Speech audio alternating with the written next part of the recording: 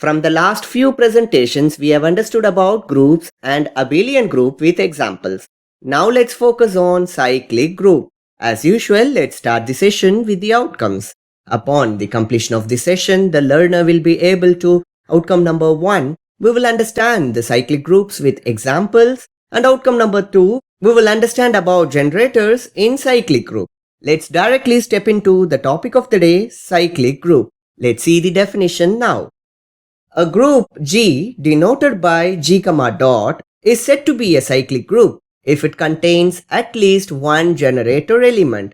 When you have a group, obviously it should satisfy the 4 important properties: closure, associative, there should exist an identity element and an inverse element. When this G is said to be a cyclic group, G is said to be a cyclic group if it contains at least one generator element.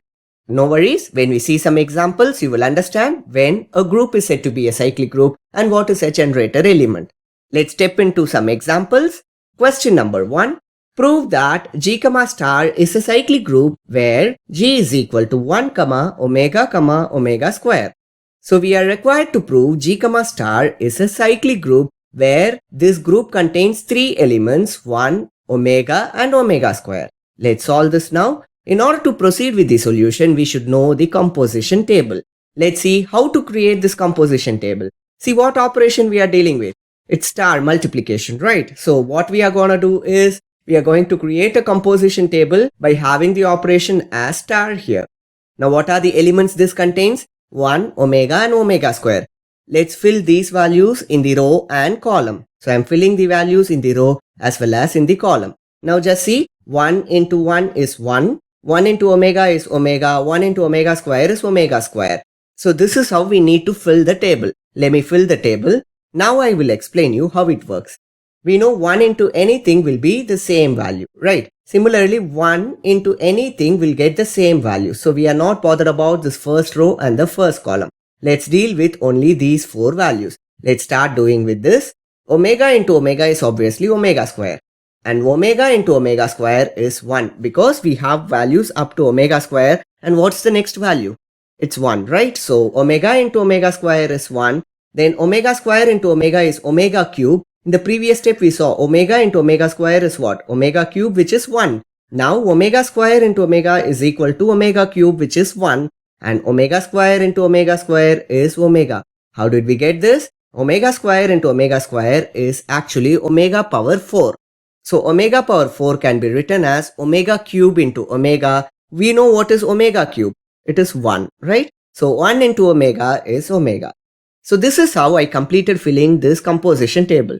Why did I do this? What's the need for doing this? There is a strong reason behind this because we need to prove that this G is a cyclic group which is having these elements. And what is a cyclic group? A group is said to be a cyclic group if it contains at least one generator element. Here how many elements we have? 1, 2, 3 elements we have. So we need to prove that there is at least one generator element in the group. So obviously we are going to prove there are 3 elements in the group and we are required to prove that there is one generator element out of these 3 values. Now what is a generator element? Let's see that now. Since we have 3 values, I am making partitions for handling the calculation of all 3 values. Let's start with the first value 1. And what operation is that? It's star, right? So I am going to proceed with 1 power 1. This is the first value I am taking. 1 power 1 is 1. What is 1 power 2? 1 power 2 is equal to 1 into 1, which is 1. 1 power 3 is equal to 1 into 1 into 1, which is 1. And 1 power 4 is obviously 1. So in this case, the element 1 generates only the element 1. How many times you apply this operation, you get only 1 as the result. Is it generating all the group elements? I mean, is this element 1 is generating all elements in the group like 1, omega and omega square? No, it's generating only 1. So this is not a generator element. An element in the group is said to be a generator element if it can generate all elements in the group. Here 1 is not generating all elements of the group. So 1 is not a generator element. Let's move on to the second element, which is omega. So omega power 1. You know why we are doing with powers? Because this is an operation star. We are going to deal with star operation. In case if it is plus, 1 square is equal to 1 plus 1. Please remember this point keenly. If it is plus, we need to proceed like, if it is 1 cube, it is 1 plus 1 plus 1. This is how you need to carry out. So this operation is actually based on this operation. So let's continue dealing with the calculation. Omega power 1 is obviously omega. Just refer to this table. Omega power 1 means it's omega into 1, right? So omega into 1 is what? Omega. Now let's deal with the second value, omega square. We know what is omega square. It's omega power 1 into omega power 1. So just see the operation I am carrying out is omega power 1, omega power 2 and then omega power 3. Omega power 3 is equal to omega square into omega. Just see omega square into omega. What's the value? It's 1, right? So we got 1. Let's try one more time. Omega power 4 can be written as omega square into omega square or simply omega cube into omega. What value we got for omega cube in the previous step? It is 1. So 1 into omega we get omega.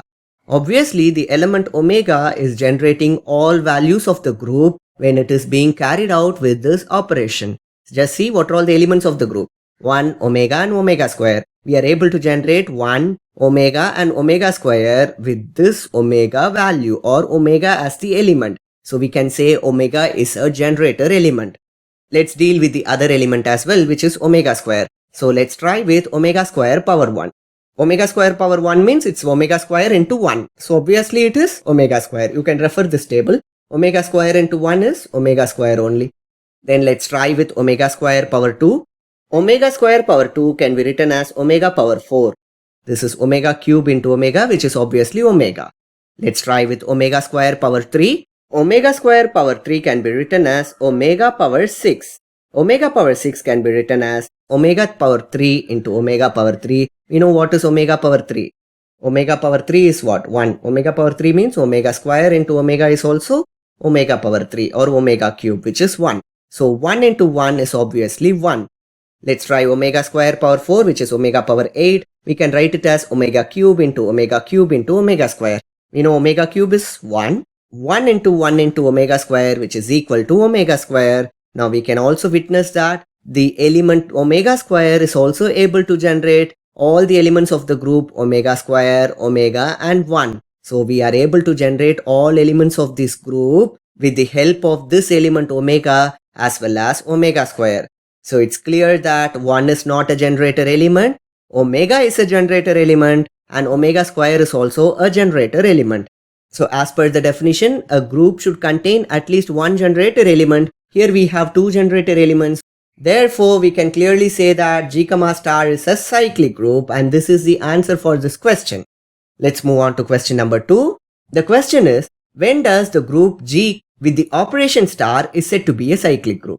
So it's like similar to this previous question, whereas in the previous question we have given with the values 1 omega and omega square as the values in the group or the elements of the group. But here there are no values specified. So here they have simply asked when G with the operation star or multiplication is said to be a cyclic group. This is like a definition. Let's see the solution for this. Let's take one element that exists in this group G. Let's take this element X. Let's assume this X is belonging to this group G. And we are sure that G is already a group in order to be a cyclic group, right? Let's say we have group G. And G contains the set of elements out of which X is one of the elements in the group. So it's clear that X is one of the elements in the group. When X is in the group, then obviously there should be the inverse in the group, right? So the inverse for X is going to be X power minus 1 or 1 by X. Why? Because the operation is what? Multiplication. The identity element of multiplication is what? 1. When an element, when it is multiplied by its inverse, we should get the identity element 1, right? So obviously X inverse is the inverse element of X, which is also a part of the group or which is also in the group. Also, we should have an identity element, right? So this 1 is the identity element of multiplication. So when you have an element X, when you perform with the operation star or multiplication, you will get X into X is X square, X into X into X is X cube, X into X into X into X is X power 4. So we will have all these values here. And these values will also have their corresponding inverses like X power minus 2, X power minus 3 and X power minus 4 and so on and so forth. This is the actual group that we are talking about. Now when we will call this group to be a cyclic group? When there exists a generator element, right? Let's say if this entire group is generated by this X, which is this, it means if this group contains X for some X, then we call G to be a cyclic group. This X is the generator element. So this is the answer for this question. Now in this example, we have talked about multiplication. Let's see one more example with addition. Let's see that now. Question number 3 is, when does the group with the operation plus is said to be a cyclic group? And we know we are going to take an element Y, where this Y is belonging to this group G. Let's take there is an element Y. We know a cyclic group is basically a group. So obviously it will have an inverse element minus Y. Why it is minus Y? In the previous case it was Y power minus 1. Because the operation is plus. Y plus minus Y only will give the identity element 0. So minus Y is the inverse that exists in the group and 0 is the identity element that exists in the group. Also, when you carry out this operation, Y plus Y is 2Y, Y plus Y plus Y is 3Y, Y plus Y plus Y plus Y is equal to 4Y, and so on and so forth. So obviously you will get 2Y, 3Y, 4Y and so on will be a part of the group. And also this group will be having its corresponding inverses, like Y means it's minus Y, 2Y means it's minus 2Y and so on and so forth. So when does this group with operation plus is said to be a cyclic group? If there exists an element Y and this Y can generate all elements in the group. So the answer is, if G contains a generator element Y, then we can call G is said to be a cyclic group, and this is the answer for this question. Here in this presentation I have given just the definitions and the explanation. In case if the question is given with the numbers as elements or some direct elements, you can apply the operation and you can prove whether it is a cyclic group or not. Please ensure that if the group contains at least one generator element, then that group is said to be a cyclic group. And that's it guys. I hope now you understood what is cyclic group with examples. Also we have understood about generators in cyclic group. I hope the session is informative and thank you for watching.